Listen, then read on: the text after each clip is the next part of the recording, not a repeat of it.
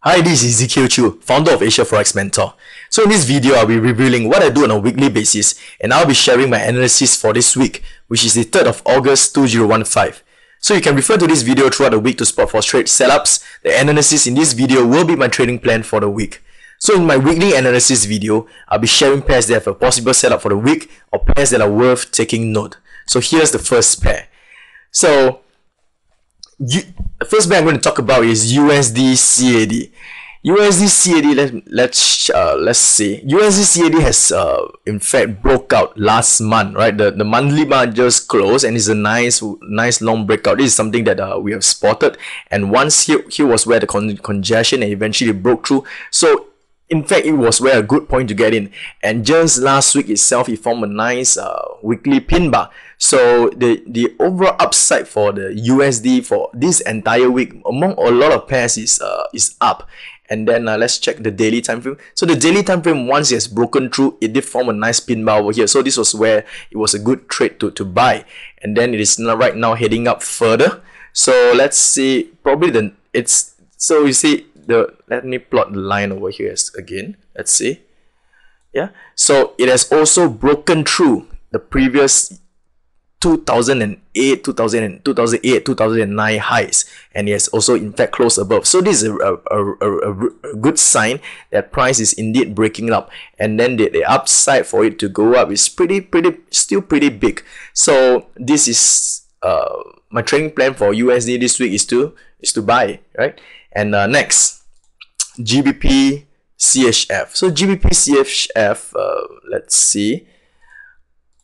Okay, GBP CHF prior to that has been in a congestion under the my 150 moving average. So a couple of weeks back it closed above, and then it came back down to test the 150, and it held really well. So in fact, here was a really good area to enter, and right after which it shot up to test the previous highs over here.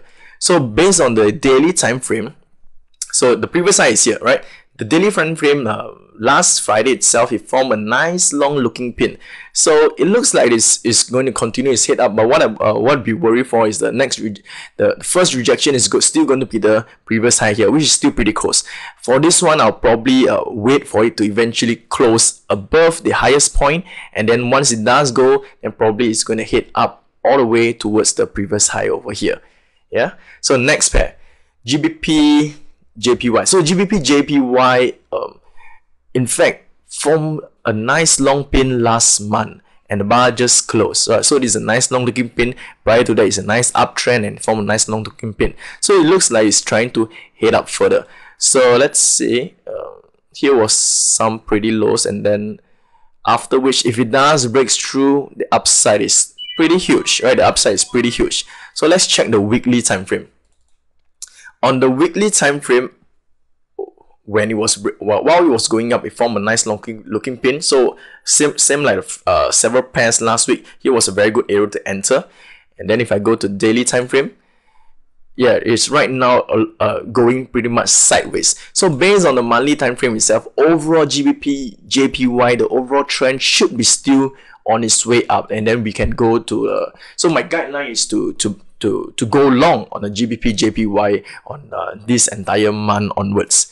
So next pair, USD SGD. So USD SGD, prior to that, head up, got rejected by the 150, came back down, and then right now it's heading back up again to test the 150 again. So it looks like it is trying to break through this barrier over here, and once it does break through, then the next stop would be at the highest point first before heading up further.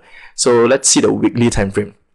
For the weekly itself, it formed kind of two pin bars last week, which is really good. So it shows that it's really trying to break up. But the only thing that is stopping it is the 150. That's the reason why it's stopping it. So right now, what I will still wait for a daily bar to close above the line here before I go long on the USD SGD. So next, USD JPY. So USD JPY overall last week itself last month itself also formed a kind of a pin over here, and the overall strength for the USD JPY is still going up. Weekly wise, USD JPY is a pair that we frequently mention, and then So here was the congestion that we talked about earlier. Eventually we talked about breakout, and then it did break up. So after breaking out, it came back down to form it came back down to the old rejection area and form a pin bar. So I talk about entering here as well. So right now price seems to be heading up towards the previous high over here, and then after heading towards the previous high over here, then the next upside would, so right now, let me draw a line over the last in 2006. That's the area where price is kind of stopping, and then at 2002, let me draw the highest point over here. Yeah, and that's also the reason why price is stopping over here. So once, if it does break through, the next stop would be somewhere over here, which is still pretty big. So, but overall this entire week, USDJ, a lot of USD pairs are going up. But since this is the first week of the month, and we know that there's a strong non-farm payroll on Friday, strong non-farm payroll news coming on Friday, so that is going to drastically affect the USD pair. Technical wise, the USD is going up, but if we all still, so it should go up until probably, let's say, coming to Friday, whereby people will be waiting for non-farm payroll news, and once it does, if it's good USD news, I think USD will just shoot up all the way. Will just shoot up a lot. Will be breaking through all the barriers to the next level. All right, so this is my analysis for this week. I will see you all next week.